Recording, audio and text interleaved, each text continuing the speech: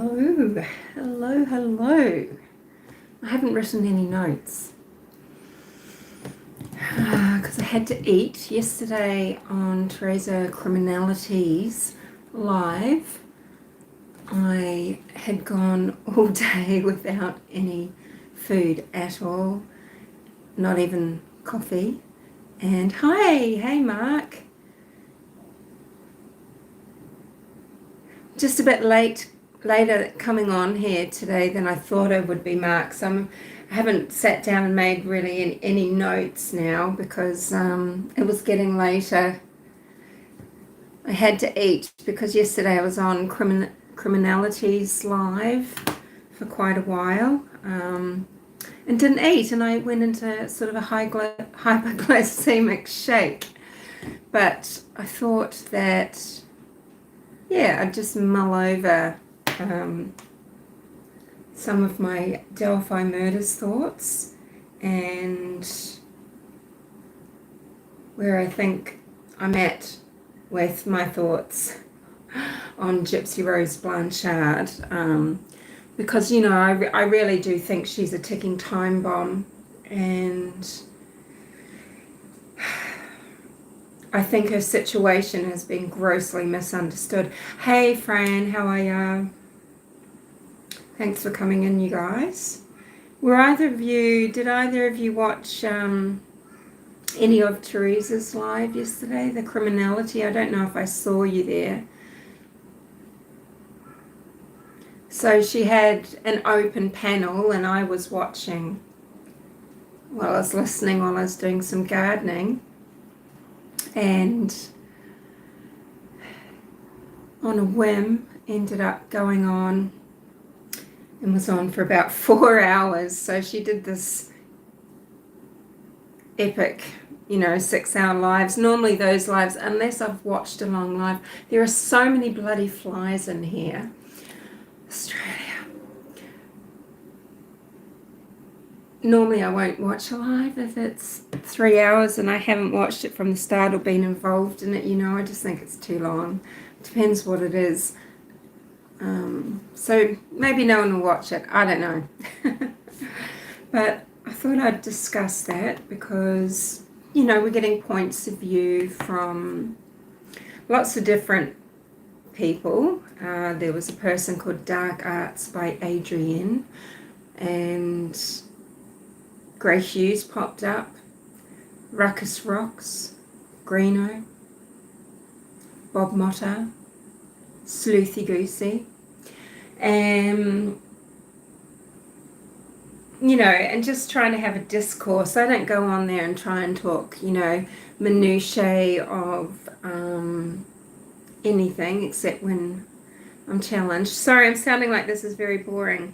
I like to bring up the what ifs of, okay, well, what if Alan is the guy? What's his life been like? What has his marriage been like? In the interim, I think people are interested in thinking about that sort of thing. Most people are, even though it's seen to be a little intrusive. I realise that. But I think we would be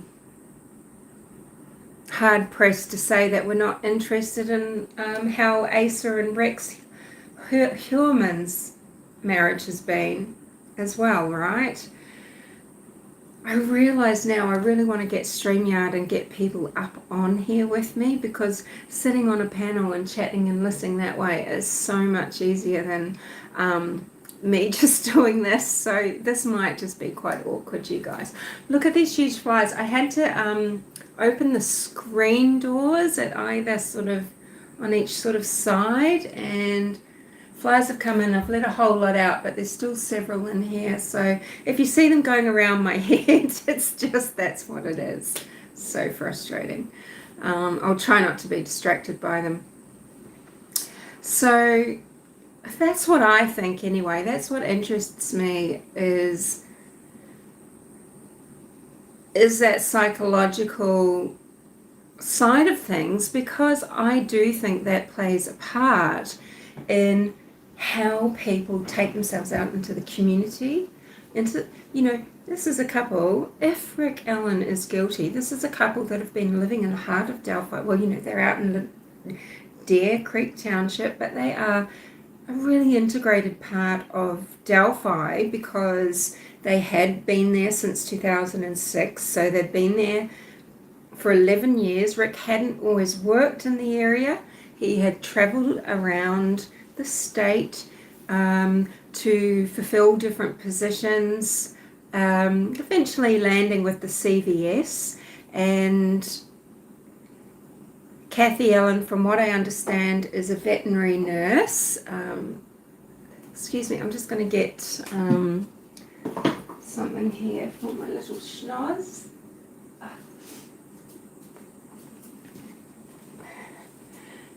And I actually don't know where she works, but her career would have been completely derailed. I wonder if she's even working or if she managed to get a transfer somewhere.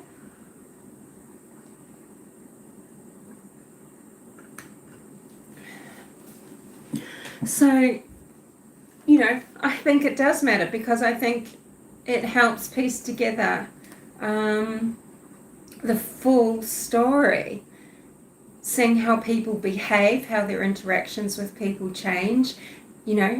We did see a very purposeful change in how Kathy Allen managed the social media for her and Rick. Instantly, she would have had to leave that job. Can you imagine, Francesca? Your husband is arrested, and this is after you've given permission for people to come in, police to come in and search your property. Just imagine, having work can be a good thing sometimes because you need to keep occupied. But can you imagine what her practice managers might have been thinking? Worrying if it's going to affect the business, become a spectacle, have people not coming in, having people come in and want to question her all the time, maybe having her break down. Hi, Cement Shoes. So she's going to court with Richard Allen. I think it seems a bit sad that she's either unable to have a support network there because court isn't making allowance for her to have people with her in court, or she just doesn't seem to have any support. Francesca, do you go over to Tori's channels?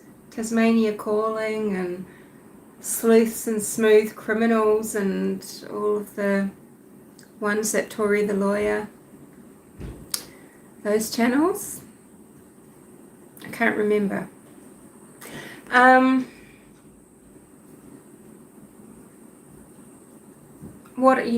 Really, really difficult situation for her to be in. So she sold their home. I think it was a freehold home. And she hasn't been much on from what I've seen. She had a little break. She had a birthday break maybe. And then didn't do batshit. I haven't seen batshit for the last couple of weeks. Usually I just pop in for batshit. I think she's okay though, yeah. So, alright. So what was talked about with criminality? I should have really prepared this before I came on. I just thought I'd come and download it. I mean, it was pretty stressful really because of course, there are people that, I wouldn't mind if they just simply made ad hominem attacks on me, like, or just, called me a narcissist in the chat or something like that. But when it's just a pack of lies, I just think these people are so two-dimensional and it's actually such a yawn. Putting words in my mouth like, I just really can't abide her because she is 100% Rick Allen is guilty. I have no clue about that. Things like that, I can't stand. And it just makes me, I just can't respect people like that. But anyway, dark arts. I don't know what dark arts means. I mean, I guess that she has an interest in magic, maybe. I don't understand. Yeah, it's a very unhelpful attitude. I'd be happy to have discourse, but they are completely unable to have discourse. Kay, for example, she's just simply obsessed with me. That's all I can say. And maybe I do say it like that because I know it's annoying for someone to say that about you. But, it just gets super boring because she's just flooding the chat with, she's just talking out of her ass. She just doesn't say facts. She just goes, I'm not talking about anything that isn't factual. Yeah, I think maybe she was on a trip or something. Yeah, I can't remember, but I think she's having a bit of a break.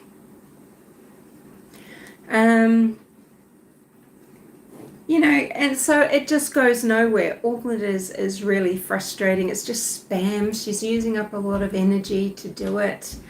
And it just becomes trolling. It's basically trolling. And the reason why she just can't stand it when she sees me is because I've called her out on the channels that she goes on for the crud that she believes and cheerleads. Absolute crud. So it's pretty hilarious, her attitude about me and talking about fact and things like that. But anyway, I know I'm an acquired taste. I've never set out to be popular, likable, nice. All I can be, all I've actually ever been is authentic. And I think it's actually a lot more than can be said for the toothless wonders such as Kay. Also, these people, these copious commenters, they have a lot to say about how, what people are doing up on panel, but they won't actually give it a go themselves. They won't get up, camera up, and speak coherently and fluently themselves about aspects of the case or have a mature debate. They are snide and snarky and childish and churlish and just going through chat, just running a whole lot of crap. I'm talking hundreds of comments. It's just so bizarre. That's what they would rather do. So I feel like it's... Anyway, sorry. Oh, thank you, Mark. But you know what I mean anyway. You know the type of thing I mean and what I mean. But I know that I don't say, a lot of the time might not make a lot of sense, or I don't put forth what I think very clearly. But I try not to talk out of my ass, and I just try to discuss different aspects of things. I think that it's interesting when we talk about moved and staging, or when we discuss what does psychopath versus sociopath versus various things. I think those are very interesting. YouTube gets so emotional, but Fran, it's emotion. There's emotion there, but it's also ludicrously shallow. It's kind of paradoxical. It's really weird. You'd think people would be getting really deep and meaningful, but sometimes it seems that they're more passionate about things that they've really not thought deeply about. And that's the sort of person that I just find very frustrating. So anywho, in this really, it was probably a really entertaining live for most people. This doesn't happen a lot these days in Delphi. This is what used to happen. We used to just have conversations. Remember those, Mark Klein, with, when conversations used to be had about true crime cases? on, and panels would get up and different people we'd just talk things out. People would talk things out. But now that just can't be done, right? You have to be all the same and just following some sort of line. So you're on a channel for one theory, you're on another channel for another theory, and that's that. And there's no more, So, I think it's great to have guests that have different opinions and different angles, and they all just have a conversation. And I think some of the thousands of people that have seen that live, I think that they, right, Fran, yeah, Watt's case was and is so divisive. But I think they enjoyed, I think it was refreshing for them just to hear people speaking their mind and their angles. So, we've got Dark Arts, Adrienne. Now, I was saying in the comments, Dark Arts, what does that mean? Does that mean she uses spirit boxes? I don't know what this means. Does this mean that someone is divining what they think about a case through tarot cards? This is clearly going to mean that Adrienne is going to have a bias towards believing that Abby and Libby, along with these branches, were making these tarot card figures, right? The Magician and the Hanged Man. And low, that is what she believes.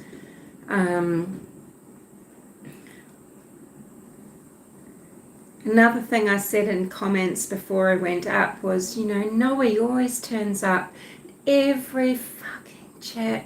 He will come in, hello, it's not, if he's on a whatever channel, he'll say, hi, it's me, Noe, I'm using this one because blah, blah, blah, and he kicks right in talking about, he's just a big baby. I mean, I wish he would, anyway, so... But you can't say anything, right? Because then it's, drama and bullying. But, I've just had enough of his crap. I said, just stop whining like a little bitch, Noe. Come in here, wah! And then, of course, all the trolls and bullies in the comments when I'm up and saying, I can't believe Teresa let Humanimal up on... She has been so putrid to people in chat. No, I'm just... trying to nip something in the bud here, because he will go on for hours asking mods to delete people. Hey, why are you letting them talk to me like that? Why are you removing my comments? He's just a drama queen. He's a felon. He's a repeat felon. His claim to fame in Delphi is that he was in jail with Keegan Klein, and he got his little wristy band off Keegan Klein, and ever since then he's hooked up with wife Lilith. And, anyway, so those were the two things before, and I had no intention of going up on this panel. Also, before I went up, so she was believing in the North paganism, but of course, talking about it in a really lovely way, and in a way that gets this little rumble again of people that are going, yeah, clearly it's something like this. Why did Baldwin and Rosie, why did they have to say bring in some sort of ritualistic aspect into it? Why couldn't they just say it was BH, PW, EF, this group of cronies, this is how they've done it. But, it seems now we've got this, do you see how it's not really melding with the ritual and the brutality, a couple of those guys, and they don't recruit like that, and they're not recruiting Elvis Fields. I'm just telling you that now. And by the way, people do make confessions because they know that they'll be just like, after questioning, off you go, on your way. And they've had a bit of excitement because mentally handicapped people like Elvis Fields, sometimes that is their thought process, okay? It's other to others, okay? It's hard to put yourself into their head It's really hard to imagine how someone thinks when they, yeah. Anyway, gosh, sorry, this is bad. But I'm going to persevere. I just want to do a debrief. I'll probably just be an hour.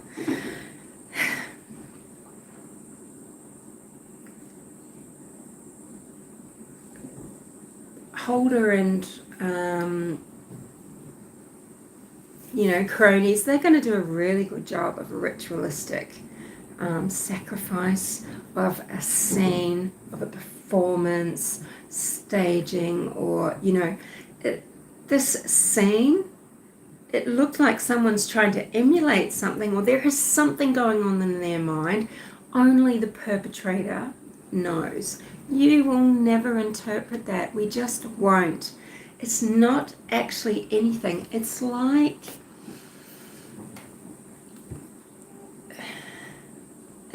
someone talking in an accent, pretending to speak French, but they're not actually speaking French.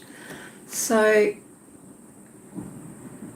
it could be that these branches have been placed and they're sort of being placed in some sort of pattern, although I believe that, oh, thank you, Mark, asking for people to thumbs up and stuff. I believe that, they're just being stacked up. I think they were interrupted before they could finish really piling them over or doing what they really wanted to do. But, the professor, okay, might say, yeah, this might look like something, but nobody can name these runes. They don't exist. They're not a thing. They aren't anything. It's nonsense. It's gibberish, so to speak. But people like to use this in an argument. Little note, do not use it in an argument, because they can't say, yes, this is from this era, it is this sign or this symbol, and it means this. They can go, yes, this seems to have some sort of, it's got a style about it. There's an attempt to recreate something, but they haven't made something. And yes, why would someone want to leave a clue as to who done it, right, Mark? Either someone's trying to, it's a pretty ballsy move, right, to try to set up white supremacists. Wow. That really would get you a lot of hatred and strife in prison, wouldn't it? Considering where a lot of white supremacists work and are housed in prison. Yeah. Then Grey Hughes comes on, so of course this upsets the madding crowd, doesn't it? Because he is acerbic. And he's a stickler.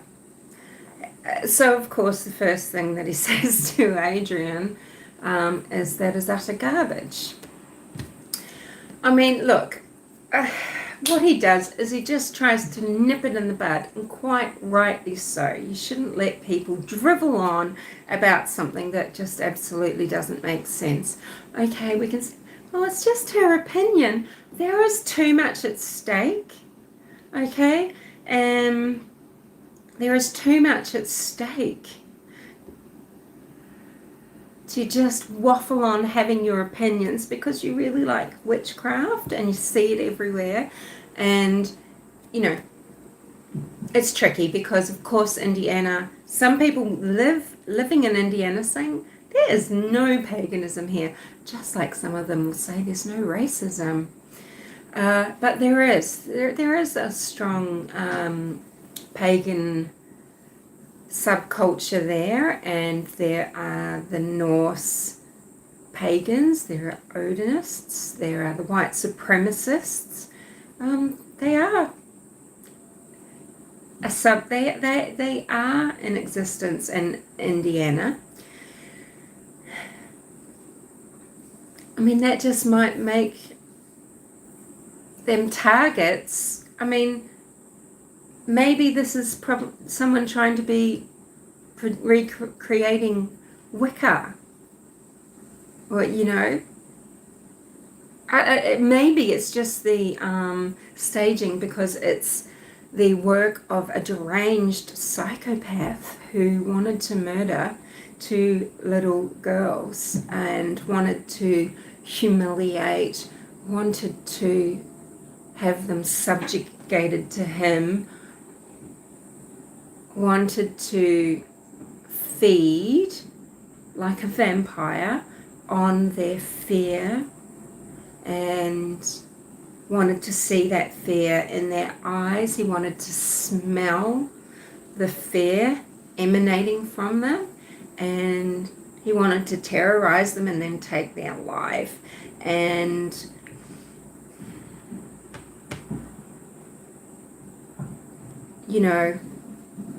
this other chap that's up there, he goes by something whiskey something or other, but I think he had the name Francis on screen, is saying, oh, you're just going to say this is some random pedo? Yeah, so he was sort of on the Odinists' done it side as well.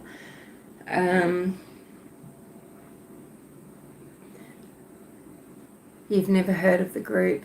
Yeah. Hey, JK.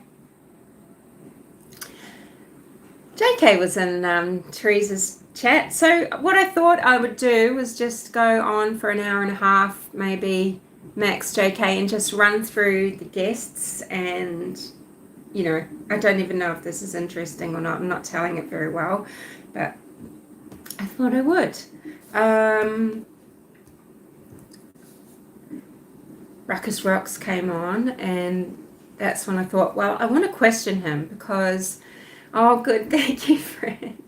Because Ruckus can be very inflammatory, and by that I mean specifically he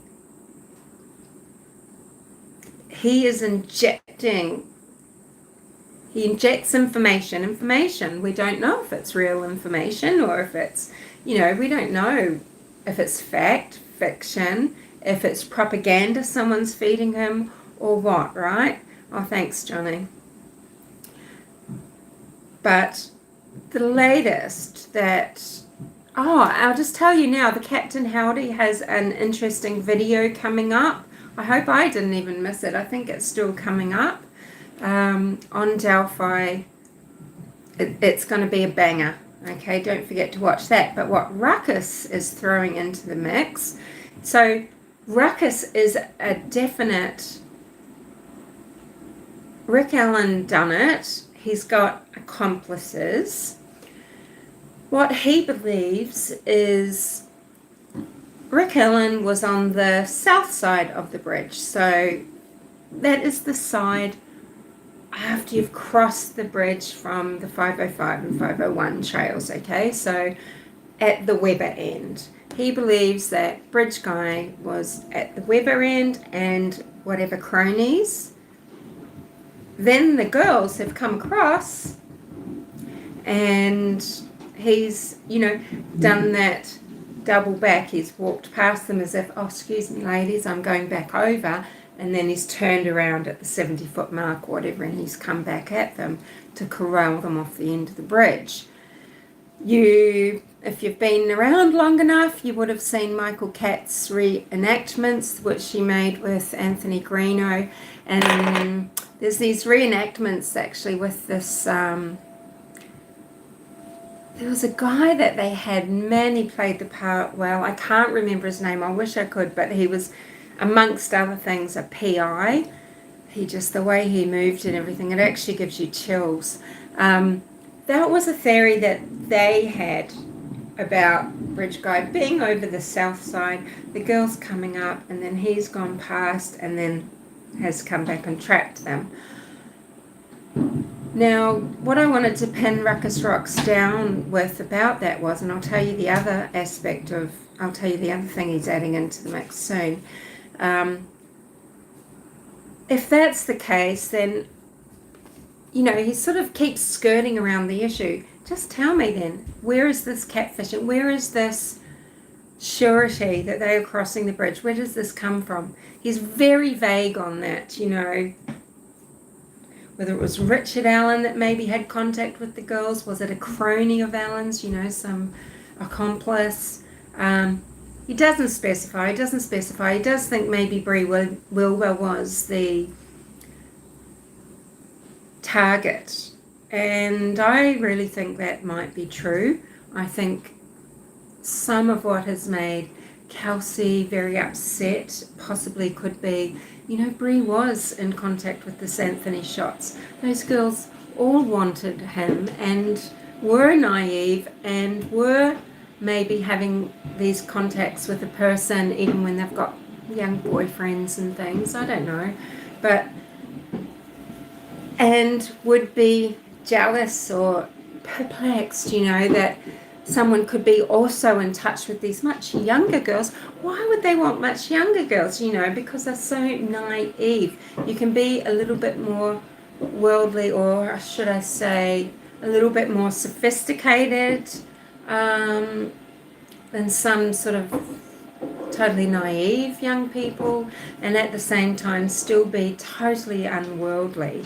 And so there could have been some just girly jealousy, nothing nasty, but you know. But then why didn't Bree cross the bridge? Now, she went there with more than one other friend too, so she would have been unmanageable. But I do think it's likely that Bree was the target. Everyone is so laser focused on Abby and Libby. But they could just be the unlucky ducks.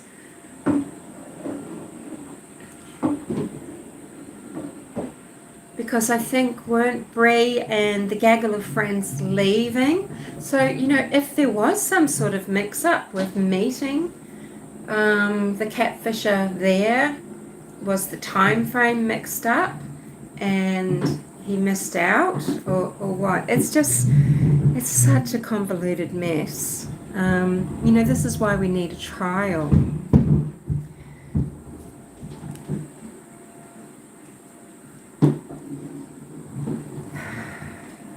What people don't want to explain is when they are saying Rick Allen parked somewhere else and not at CPS.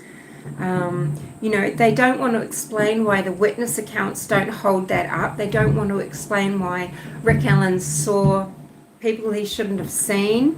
They don't want to explain, well, why would he describe walking from CPS building? Why is he not on cameras in town? Why did he not describe walking through the city along Main Street, you know, past Riley Park, onto the towpath? You know, so much bullshit from these absolute trolls. This is what they are. They're just being mongrels, you know, because they think somehow it helps their cause. And it doesn't. It just makes them look like propagandists and like people who only care about their agenda and not arguing it in a ethical, moral fashion, a factual fashion. So, for example, you've got All Eyes on Delphi. Going by the name and going by their content, they're clearly close to... See what I said about flies? Clearly close to, God, I can't even remember what they're called, unraveling. You know, you've got All Eyes on Delphi using all of the footage from people like Who's Your Cold Cases, or the people that connect in with unraveling, using their film footage to make their reenactment of Richard Allen driving. Well, where do they get him to drive? Turn left out of Whiteman Drive and not right. Saying, well, as I've got actually no actual fact and evidence that he did and that it is him going past the Who's Your Half store, well, you know, I've got no option but to just make him turn left. Oh, well, where's your proof that he turned left, you propagandist? They think you're an idiot. They basically are saying, you are an idiot. I'm abusing you as a human being because I'm abusing your sense and sensibility. I'm going to treat you like the child that I think you are, like the stupid person that I think you are, and I'm going to gaslight you, and you're going to love it, and you're going to praise me, you're going to give me subs, you're going to share my videos, you're going to be delighted to see me in chats. All the while, I'm warping your brain. I am skewing your belief system. You're letting me do it. So, we're going to talk about, this group of Odinists. You've got to talk about how it affects the timeline, the witnesses, even, comings and going on the private drive, all of this. So I don't think Ruckus really gave any explanation of how Richard Allen knew to be on the south side of the bridge. And that, just to expect that Libby and Abby were going to cross the bridge, and even less explanation since he thought that maybe the target was Bree. So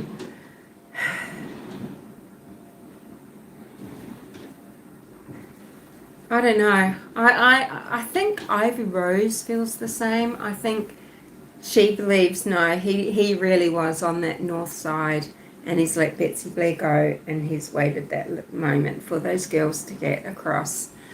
And he's just crossed quickly because we've got irrefutable proof at how quickly someone can cross that bridge. If they've crossed it before, they can cross it in a matter of minutes. So the other thing that Ruckus is, he's entering into the system, into the ether, as if it is fact. He is saying that this is going to be proven, this is something that he knows, because the Weber garage was searched several times, and I'm not surprised that the Weber property should have been searched several times. This is just as Ron Logan's should have been, okay? This should just be basic procedural methodology for this murder investigation, right? So, and Brad Weber should have been interrogated, so should have Ron Logan, I guess, Brad Weber is a divisive character in this, in my opinion, but anywho, so their garage was searched a few times, and now Ruckus is putting in something quite inflammatory again, saying that there were 2 blood drops and 1 blood smear found in the Webers. Let's just say this is supposed to be the DNA that they've apparently had. Well, maybe it's Abby and Libby's. Maybe the point is that, yeah, we've got DNA and it's somewhere where it really shouldn't be. So he says there's blood in their garage, so as if an item was stored there, and there are motorcycle tracks matching a motorcycle that Rick Allen used to own, and the tyre tracks left outside the Webers from when he alleges Rick Allen rode. So he says maybe in the days following. I mean, the place was swarming for ages, but somehow he's gone back to Webers on his motorcycle, coming from the 200 side, because you're coming down the private drive. He's gone and retrieved something out of the garage and left tyre tracks, and they've taken all these tyre track imprints and, managed to exclude maybe Brad Weber's ATVs or something, and then there would have been these ones that didn't match any vehicle that the Webers owned. And when they have done the search at Allen's, he's saying that, hi, ditch comfort. He's saying that the motorcycle cover that was taken out of the shed, that had been driven over by Rick Allen's motorcycle, and he's never sort of picked it up, tidied it up, or cleaned it off, or anything like that. So he's actually, they've actually got the track pattern, which matches outside the Webbers, and then the blood. So this is what Ruckus is saying anyway. So he's saying that this is going to be revealed because this is something that he knows for fact. Who knows? So Rick Allen's gone to retrieve something. What? We don't know. He also says that Rick Allen didn't cross back over Deer Creek from that east side. So, that would mean an accomplice has taken something back, hidden it in the Weber garage, and then Rick Allen has gone back to retrieve this item from the Weber garage. So whether this is, whether this is a murder weapon, a murder weapon, items of clothing from the girls, the underpants, a sock. CCTV footage is a tricky one because, Dave, the Webbers are snowbirds, so I don't know if you know what that means. It's simply that people will live in the warmer climate 12 months of the year, so, they fly south for the winter. And the Webbers had left to go to their other property, left Indiana, and their son Brad was still staying at home. But their CCTV cameras, or their trail cams that they kept putting out as security for their property, kept getting broken, and apparently, they had stopped replacing them. So for that side of the bridge, there is no trail cam. There's always been rumor that Bridge Guy was picked up on trail cam, but there were actually no trail cams along that 505 or the 501 heading up to the Monon High Bridge from the Mears property. The closest camera is that Mears property camera, where we have a lot of action going on. We see a lot of movement with vehicles.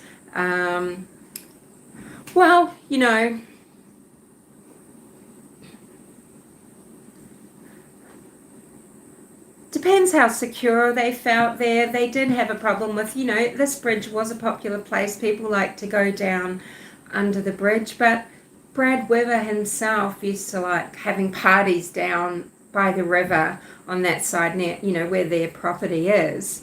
There's barrels that you can see that burn for warmth, and, it's just a hangout joint, right?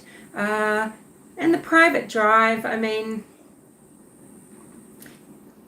maybe they didn't feel too insecure leaving their property for the winter months if their son is staying at the property, and they just got sick of the expense. So, that's just a personal matter, isn't it? It might depend on whether their insurance premiums were significantly cheaper if they kept up with security cameras and whatnot, but I can imagine it was a bit of a pain to do. And as far as security going out to the Monon High Bridge, Delphi's trying to fundraise. They're a small town, and unless someone puts their money where their mouth is, it's okay to bitch about it later, but if you're not going to fundraise and support the Historical Society, people really degrade and debase the people that are working to beautify Delphi, to make it a gorgeous little community. There's really not much there, but the history's there, okay? So it's not, it's a difficult place for children, teen children and adults to live in. They maybe should be looking more at that. And frankly, that is what the softball fields do, or is it baseball? That's what the Abby and Libby Memorial Park does. Do you not see how amazing that is for teenagers to especially to have these sporting grounds and games? This is what keeps children in little communities from truancy, from hooning around in cars, you know, breathing glue out of paper bags, running amok, and having teenage pregnancies, frankly, you know, and smashing bricks through windows and the like. And that is a little bit of lacking there, but what it's not lacking is in natural beauty and a really steeped this beautiful history, steeped in a lot of folklore and a lot, you know, it's really fascinating. At the end of this Monon High Bridge Trail, you've got the shale quarry. It is an archaeologically really mysterious and interesting site, all in this huge surrounding area, and it's a beautiful place. People do come in as tourists to visit, to holiday there. That Wabash Erie Canal, which comes off the Wabash River, guess where it ends up? Lake Erie. And it is a fucking beautiful, pristine waterway because the community has worked with these huge businesses, this really big industry, to work on supplying this water to purify, and it's just actually beautiful. So it's not some reedy, muddy canal. It is a clean water canal where the historical museums are. You've got the barges there, all the tow paths going up and across the river. At Riley Park, you've got the swing bridge. They are working hard, and they are begrudged actually being able to stabilize the foundation of Monon High Bridge, which they did do with part spending $700,000, really making the structure, the foundation safe and sound. And now they've partway paved over, or, you know, boarded over. They've made it more like a safe little boardwalk, which I'm kind of, I find that quite upsetting, but I think it's nice. And they intend to complete it. It's a proposed loop going down from the Webbers, okay? They've cut a swathe of land, a narrow part of land, as to go down and join up to the trail, and that's going to go back into Delphi. So it's actually a loop. But this takes money, and, you know, for some reason, people begrudge Delphi this. You know, if you can't honor history and be proud, I mean, they did spend a shitload of money on their opera house, but now it means that they host concerts. You know, they're just trying to build something up. They're trying to keep people there, rather than after they go to university, they just fuck off ski down to Indianapolis or take jobs in Texas, you know.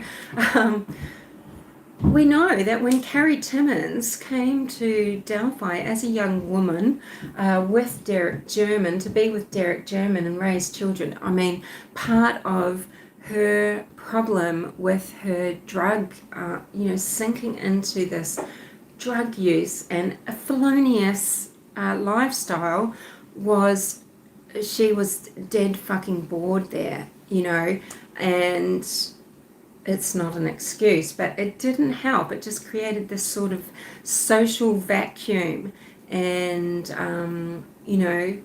some sad traits came to the fore. And, you know, this is why Kelsey does not honor her mother, because she grew up with a drug addicted mother who was being arrested all the time, and she has felt abandoned. She has felt vulnerable. She's had to try and be strong. She's had to be there for her sister Libby in a way that is beyond what should have been expected of her. People don't seem to try to understand that. So you don't lose guardianship for nothing. Some people will try and tell you that's the case. So, you know, it's... So, you know, at the time, no, they hadn't been able to invest hundreds of thousands of dollars in having, you know, lighting along the trail, an emergency telephone at the end, an information center at the end, with a trail cam on it looking out over the bridge. Perhaps that's something that will be in the budget if people can stop being whingy lalas about it and stop saying people like Dave McCain and Dan McCain are just in it for the money. They're in it for legacy, and they're in it because they've got a sense of bloody, history and respect for the past. Yeah. So, and there are some very curious things to do with some of the people that are into the history of Delphi too. Yes, we know that. So that's the bloody Weber's Garage, isn't it? So that's what Ruckus was saying. So because there's always been talk of tyre tracks, right? But mainly meaning ATV tracks on the 300 road side, not the 200 road side, not the west side. So I wanted him to clarify that. And so basically that's his story. Bree might have been the target. Rick Allen was already over, or whomever, was already over the south side of the bridge. So meaning that the girls had to cross the bridge. Well, that's a bit random. Just wait and see if they do. So that really does point to catfishing. People are very divided about whether KK, Keegan Klein, even Tony Klein has anything to do with it via Anthony Schott's account. But yeah, Rick Allen could well have been tapped into that. You should never be surprised who's into some things that you find very distasteful, okay? Because there's, people have a mask, and that's the bottom line. So I don't know what the make and model of this motorcycle was. His cover was still there. I don't know when he supposedly sold this. I find it interesting in this case, Johnny, that he didn't sell his Ford Focus, is it? 2016, but he did sell his motorcycle. Motorcycles come and go anyway. People buy and sell motorcycles often, but it doesn't look like he actually replaced one. So I don't know about that. Fuck off, Animal. So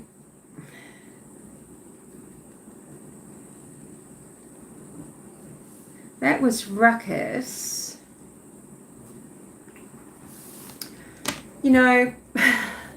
Bob Motta, I mean, he's always great value, right? So he, of course, is one half of the Defense Diaries podcast, and it's him and his wife, Alison. I actually enjoy listening to Alison a bit more, I think. But Bob, he's kind of...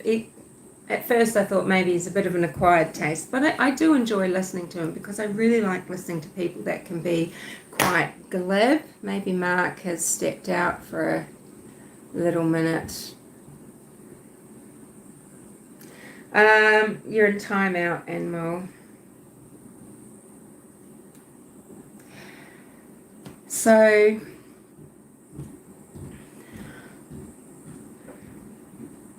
there's lots of different lawyers weighing in. It's really interesting to hear them. But of course, we've got these polarized views, haven't we? So you've got the Defense Diaries podcast of Bob Motta and Alison Motta, who of course are always going to be biased towards the defense methodology, strategy, and just, whatever benefits them.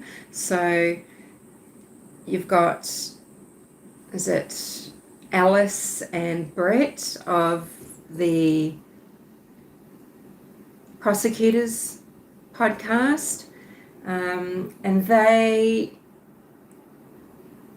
podcast, before they started making it specifically for YouTube, God, it was annoying. Oh, they're just constant, advertising, and they're doing their infomercials, and their repertoire,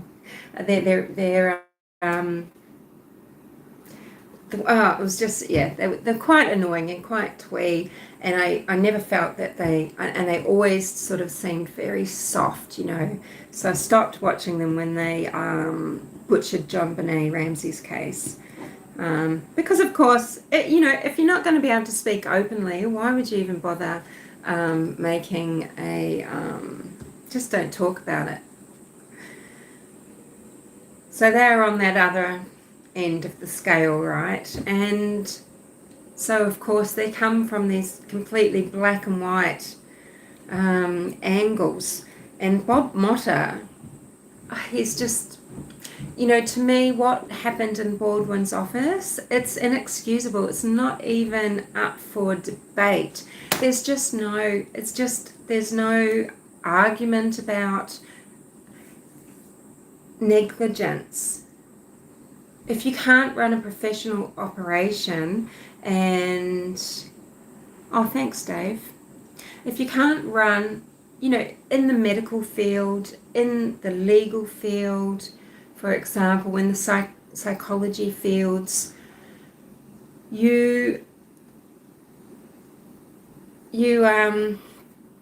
beholden to certain standards of privacy, duty of care, and professionalism, and there are security,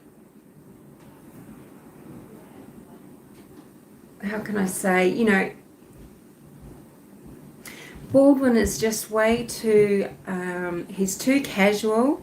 He clearly needs his team around him. They're what keeps him tight, while he is just this whirlwind in the middle. Now, there could be a modicum of creativity coming out of him and everything, but he lacks discipline, and he lacks respect for his profession. And he is operating out of 1986. Baldwin, it's 2023, and you need to get with the effing program. It doesn't matter. You don't need to have a locked office with a secretary who has to buzz you in, and there's security cards for every door. No. But when you are running a case, it's not even at trial yet, and it is under a gag order. If you're going to use your boardroom, say, as a war room, you don't have friends walking in and out of there. Even staff who do not have sort of clearance, have your team on that particular job. But not only in the tangible physical world need security. I mean, it's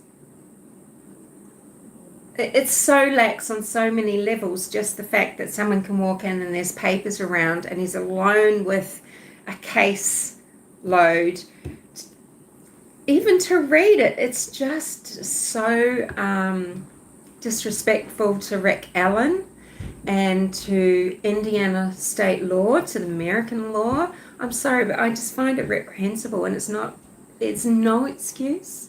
It's not just, but you should be able to trust your friends, and it's in an office. You just wouldn't expect this. It should not even be a question. There are quality management systems that have to be followed. Does he even uphold a book? Who is his fucking manager there? Who are the people around him? What are their roles? Who is the paralegal that documents everything, takes note of all the times, records it? How is this being recorded? And the other thing is electronically. There are measures to take for security in the medical, legal, mental health, etc. fields, whereby it is impossible, so therefore it's unacceptable that a white supremacist felon could receive something actually meant for another person whose name starts with BRA.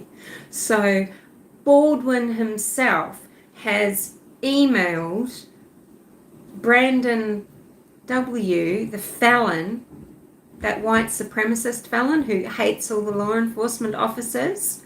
He's emailed case files through to him instead of Brad Rosie, who is the other lawyer helping him with this case. Now, people say, well, Rosie's done nothing wrong, he can't stay on, but I have a feeling it might be to do with Baldwin being the person who has the death penalty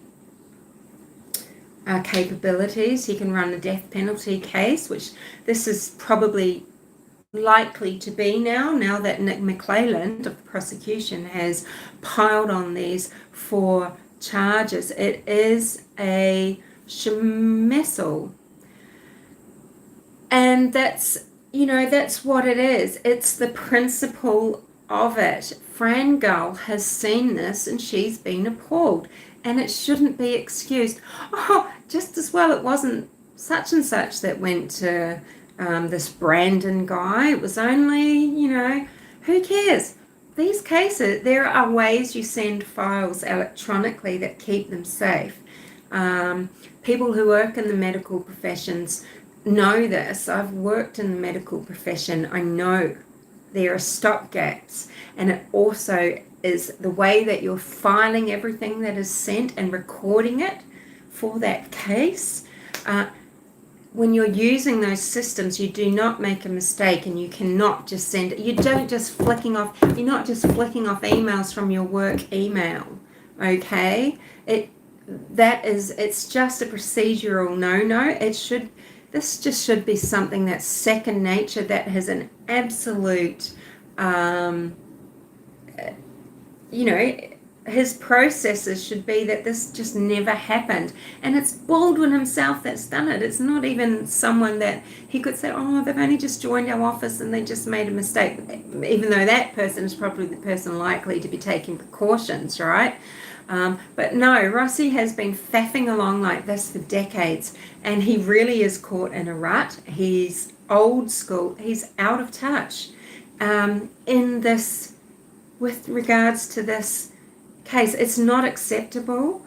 I have family members who are lawyers running their own practices for a very long time in some very high pressure sectors, and I can guarantee you they never send an email like that of anything to do with someone's case. It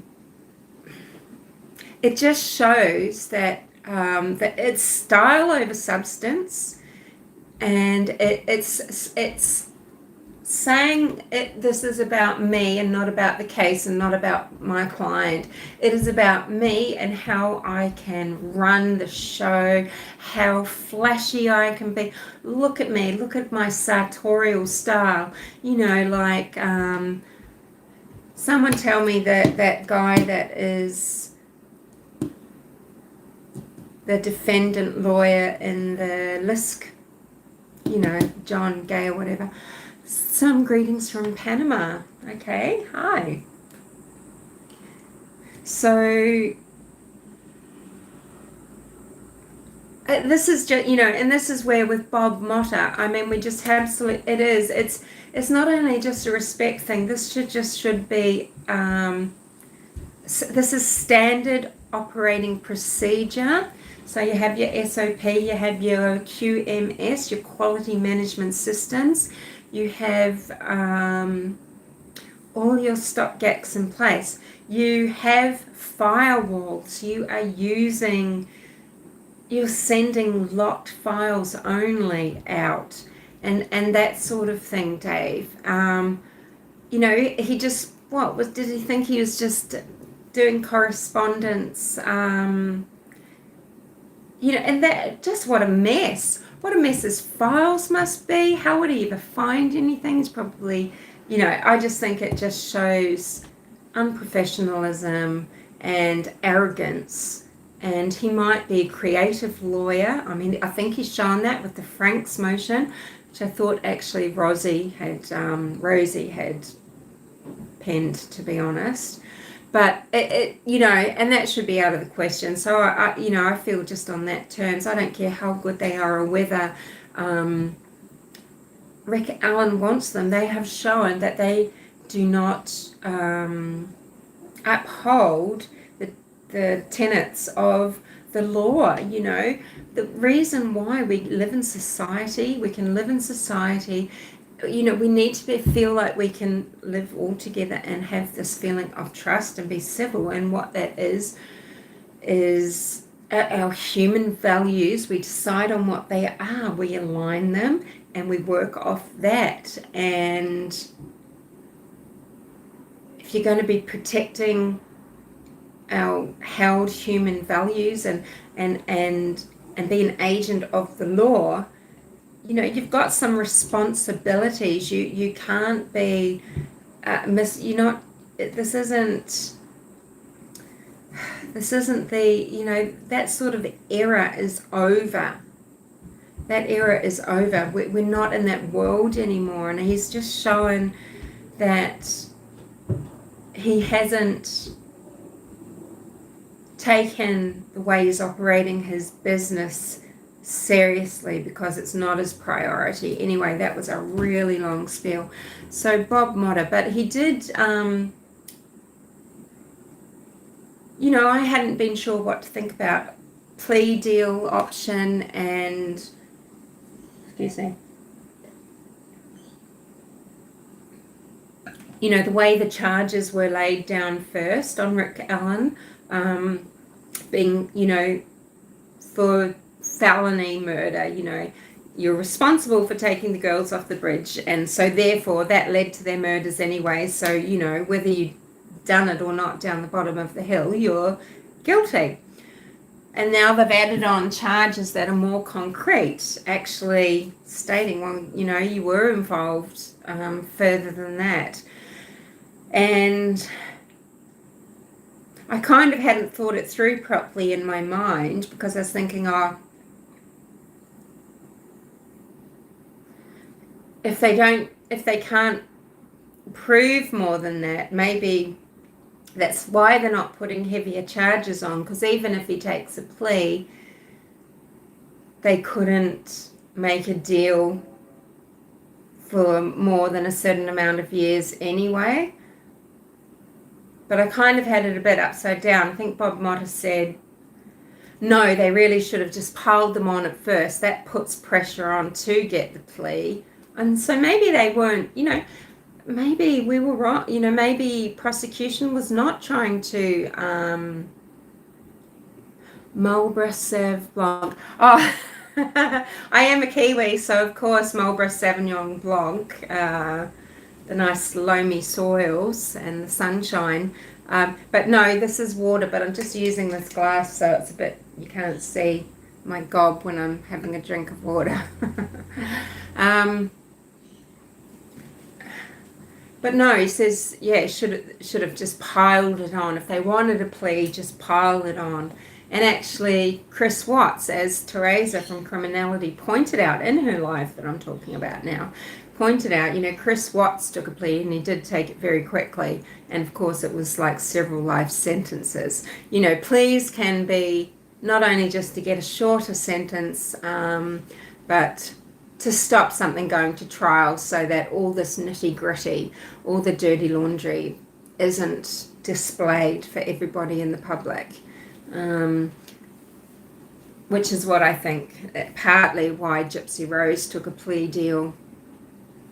We'll get to that. So, how am I going? Oh my goodness. So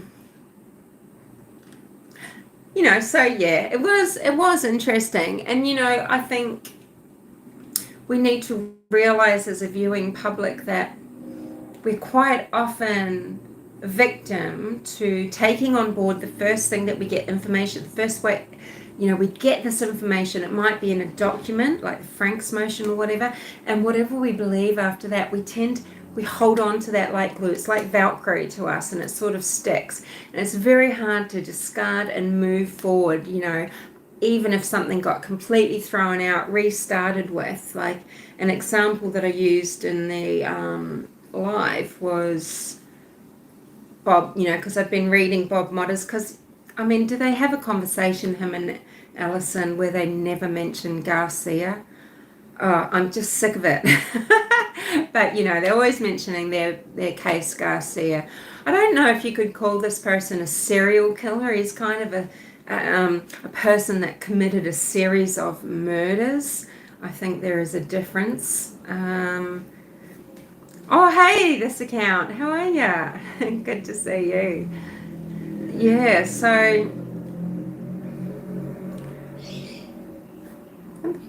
What was I saying?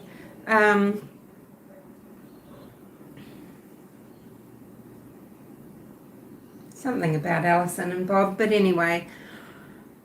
it was interesting. He's a great talker. People love to hear about him. He gets a lot of information across. But then at the end, it was just me and him and Teresa. And of course, when people want to misconstrue something, they will, right? Oh, thank you, Abhishek. So I said, I've been reading Nebraska 315. I haven't read it all. This is because, the case was a shit show. Alison and Bob were coming from out of state. They had to get some special agreement to run the case for their client in another state to what they were licensed in. And Alison actually ended up getting booted off on some sort of, technicality. And, because prosecution, of course, just trying to be disruptive. And all these things happened, right? And then after he's sort of losing, I think after Garcia lost, Bob and Alison resigned before he got sentenced. And then, he's trying to sort of appeal and say, or there was a motion that he put out that, they did all these things that screwed me up.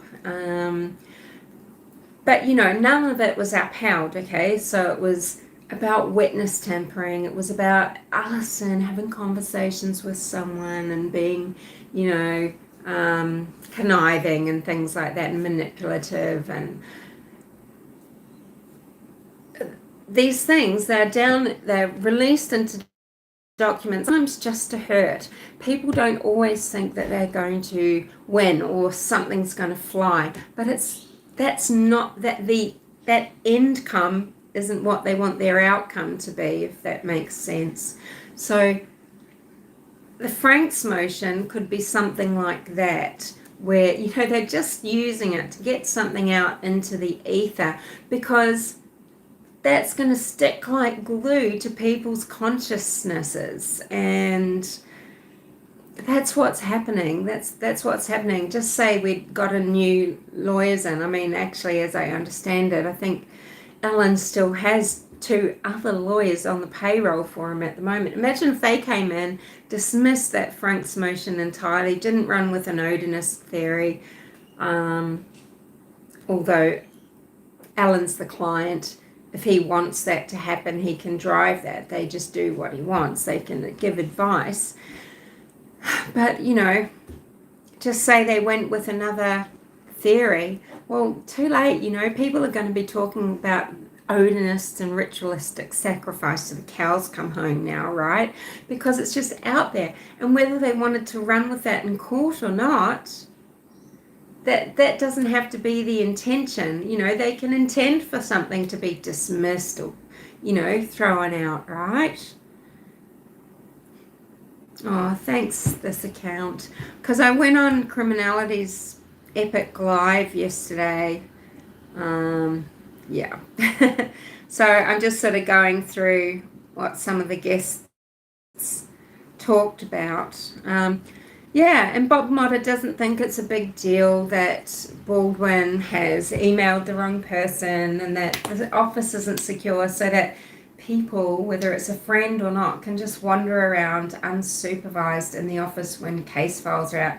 It doesn't matter. If your office is a shit show because you've got busy cases, well, maybe your friends can't just come in and hang out at your work. And from what I understand, he was there on that side of town because he was there to see his girlfriend, and now his wife has divorced him because this all came out. Yeah. So that was basically that. But yeah,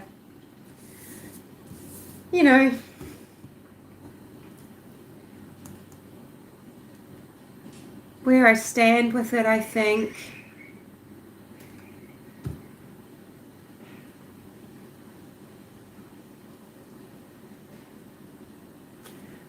I don't think anyone could say with what we've seen, because I don't know that I don't know if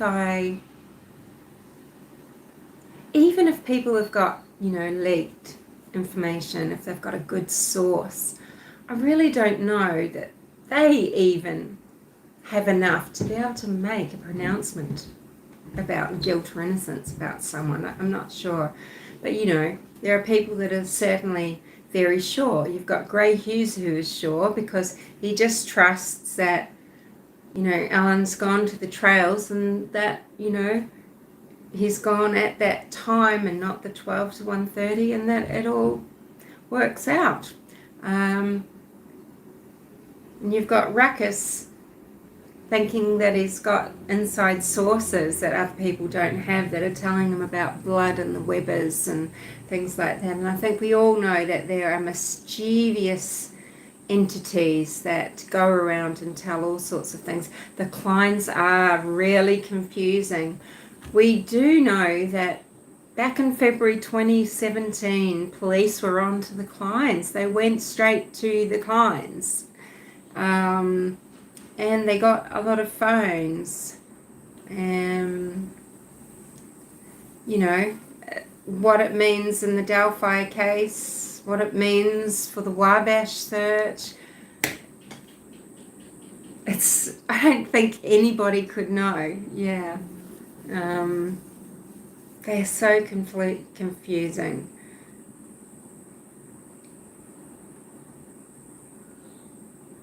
I don't think we could, it's just an opinion, but I just don't think we can think of Tony Klein as a person with clean hands. I just can't see it. The conversations that Keegan Klein was having are just too specific and revealing.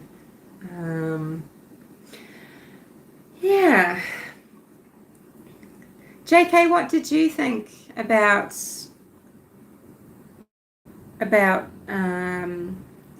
that live? What points? I mean, I'm probably missing so many points, of course, because it was a 6-hour live. Tony is far from innocent. Yeah. How,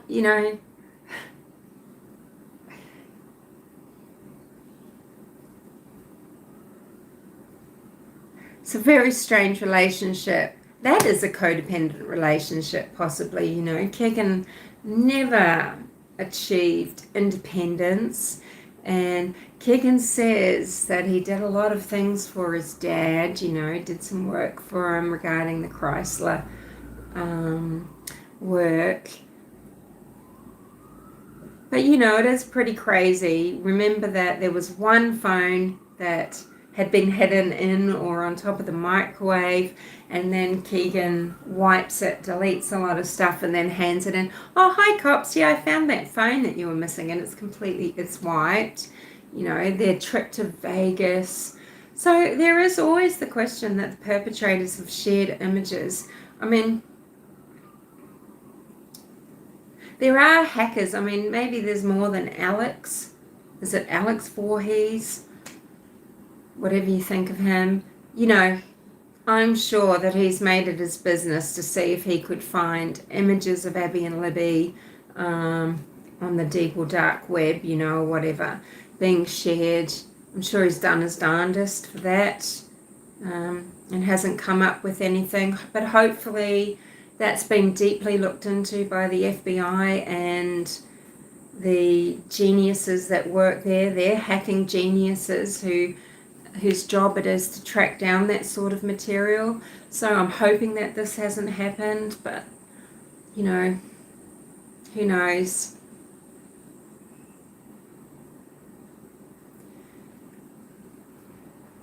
Yeah.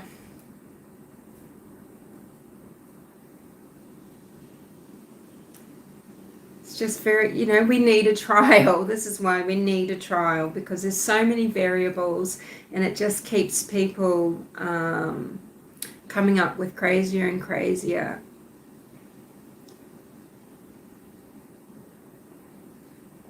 stuff.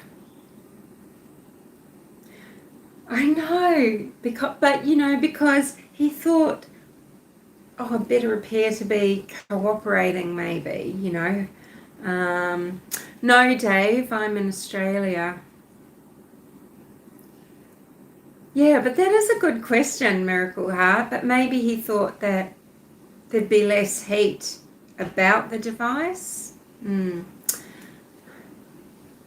But anyway, the other thing that Bob Motta thinks is he believes that Rosie and Baldwin believe that Rick Allen is innocent, and yeah, he doesn't believe that they will take a plea. Yeah, and I hope not, because Sleuth thinks he's going to take a plea. Ruckus Rocks. There's various people that think that he'll take a plea deal, to the point where I started thinking, oh, is he going to take a plea deal? Why hasn't he already taken a plea deal? But sometimes they go through quite a lot. It could be a few years and then suddenly they've taken the plea. But, I think Delphi, I think Carroll County deserves this trial. I think the trial should be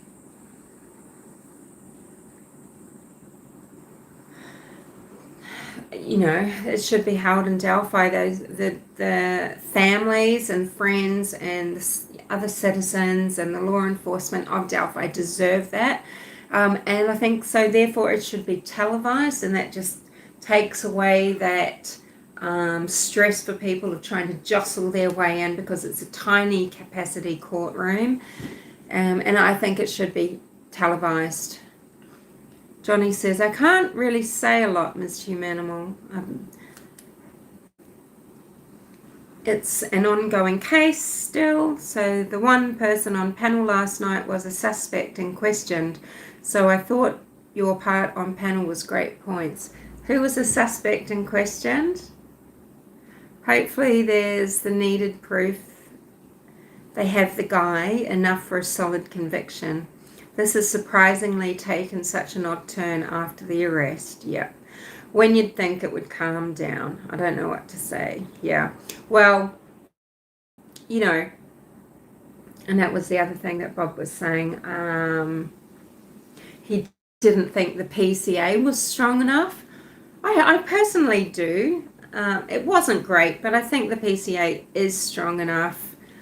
I think that's him having his defense bias on. I think it was strong enough. We know that the search warrant has been upheld, so it's not going to be invalidated. So he's not getting away with any, he's not getting out of anything, innocent or not, on any technicality to do with that.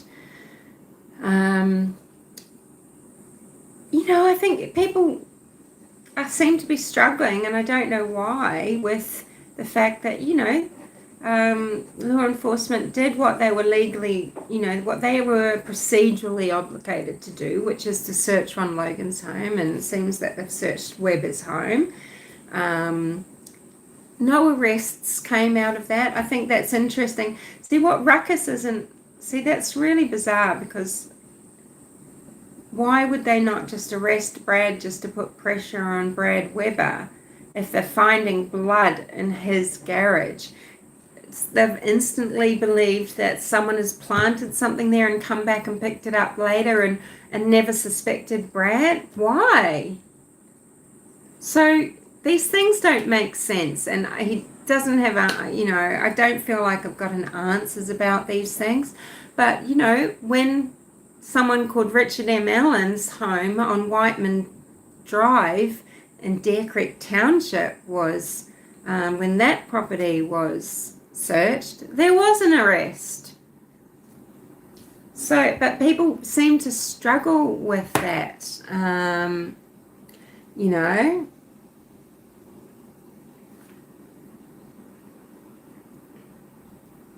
And I don't think it should be, yes, justice for Abby and Libby, this account. I don't think,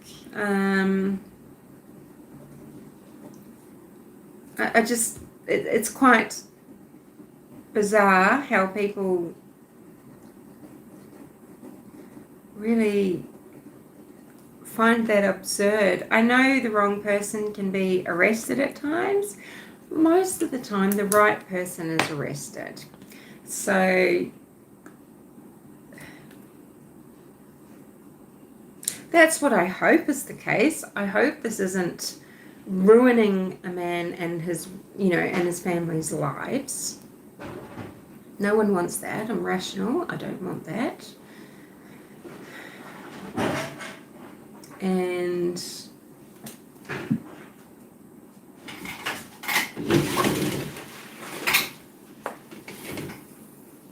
shut that for a minute.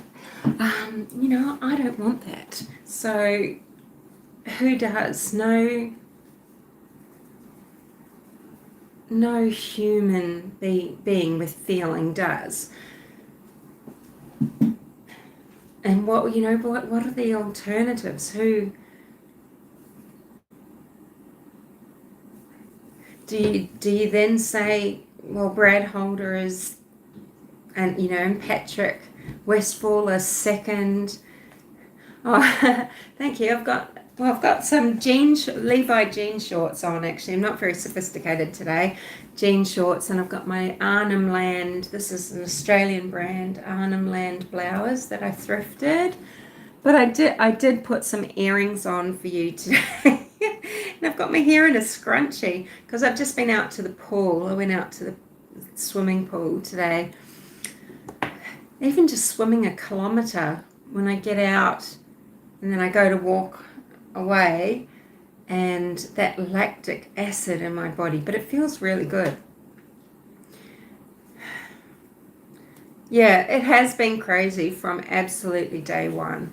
And of course, Elvis Fields was quite the topic yesterday in Criminalities Live as well. And you're snowing there, Miracle Hearts. Yeah, oh no, we're in a heat wave here. It's brutal. There is a way to make jean shorts, Sophie, after sophisticated after a pool day, and you found it. Oh, thank you. I was just very quickly going, what am I going to wear? Yesterday when I went on the live, I just decided like that. I'd just dial up so that I could interrogate Ruckus, and I put on just this grey velvet frock, crossover frock, and it was only after I got put onto the live that I realized, that is, it was so open. But I had to go and get a fastening clip, so I tried to make sure I was completely covered. Hello, Coca-Cola Lights.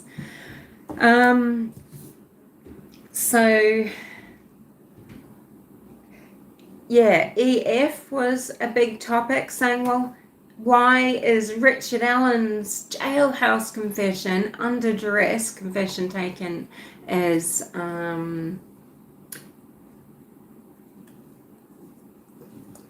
taken and believed, and why is Elvis's just thrown out as if it's trash? How did he know those things to tell his sister? These things were actually public by the time Elvis told his sister. See, the people that want you to believe that it was because he was there, hey, yeah, sure, he might have been there, but he was investigated. He was probably found to physically have been somewhere else, which is why they didn't continue. But and they didn't find his spit, did they? He would have been arrested. But yeah, no, there was information out there from the first days coming from Erskine, crosses, nude girls, and it is creepy. It is creepy. I'd like to see it documented. Is it documented? I guess it is somewhere, is it? Where he said, hey, officer, if you find my spit on there, is that going to mean that you find me guilty? Well, they didn't find his sputum on Erskine, on the girls. But yeah, Erskine, there was information. It went, phew, and we know there are connections Facebook wise, anyone, friends with friends with friends with friends with friends. You see posts that are going to go, this is the way Facebook operates. It is crude when it comes to privacy, and especially back then, 6 years ago, 7 years ago. Takes the vaguest of connections, that information, it goes out like, like a pyramid scheme. So, the information was there, but, it is gross. And people say, it's so suspicious that Becky Patty, put the police on to Brad Holder. No, it's not. Becky Patty is doing what a desperate parent or guardian does of a murdered child or a missing child, doing research, looking for their child, looking for anything. And she has come across this online, some of these posts and things, and she has, in good conscience and good faith, said, hey, what about this? You need to check this out. That is the way people act when they are legitimately not involved in crime, okay? That's not what the McCanns are doing. No, because they are involved in the disappearance of their daughter. So that's how that came about, and it's perfectly understandable. It doesn't need, oh God, people.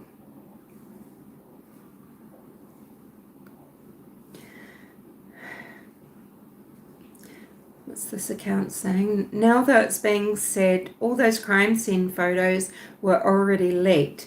I never heard it until... but we don't know what. It was the F tree that was definitely out, this account, but not the naked pictures of the girls, not the pictures of the tree branches over them. I think maybe clothing in the water and things like that, and certainly case files weren't being sent around. People are using that to say, well, it was out already, so we shouldn't worry about it. Not sure when the trial's going to be, Pigs Fly, because I'm not certain now, and I don't think we got an answer. I'm not certain if Alan can apply for a 70-day trial or if he has. So this could actually be a 2020 and October 2024 trial. Yeah. And this is from, it should have been January the 8th of last year. So we've gone this extra year. And now there's been more and more delays. And this is partly why Judge Gull, she's pissed. It's been a lot of delays. Delays are expensive and stressful. And then Johnny said, did Elvis just say that about the spit to throw us off? Does he know Ellen? Interesting. Why would anyone in their right mind confess to something so evil? But he's not in his right mind. That's what... When you're in your right mind, Johnny, it's very hard to understand, to put yourself into the mind of someone that's not in their right one. And that's where Elvis is, not in his right one. And people confess for attention. They like being taken in. There is people with certain mindsets that confess to every single crime. They ring up. They want to go in it and they want to talk about it. They want to talk about the hurt girls.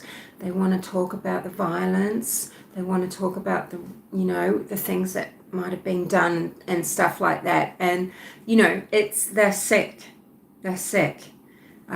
So that could be something, I don't have a lot of faith in law enforcement, but I'm forced to trust that at the time they have gone and investigated and they've followed through, and they've done so just before they've arrested Alan, I believe. I think they double checked, looked back into it.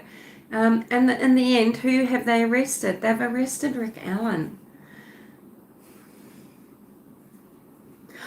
No, he's not all there. He's I don't know if he's mentally, he's intellectually challenged.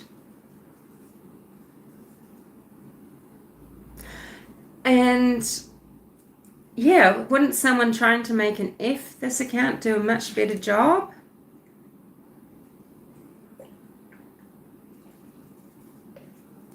You know, I think a really excellent Odinist like BH or PW are going to make a really good F. Maybe they asked Elvis to do it. But there's no way in Siberia, you know, there's no way that Elvis Fields is being invited. And then one of the trolley people, oh, I bet the girls were told that they were going to join an Odin's club, and they were so excited, and that's what they thought they were going there to do. No, teenage girls are not interested in Odin and Odinist things. It's very male.